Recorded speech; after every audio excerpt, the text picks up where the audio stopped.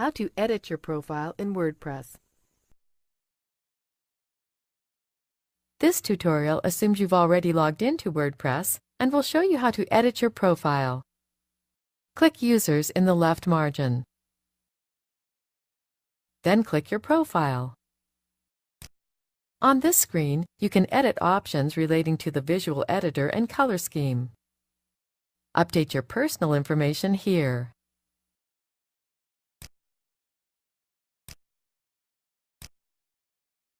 You can also enter some biographical information.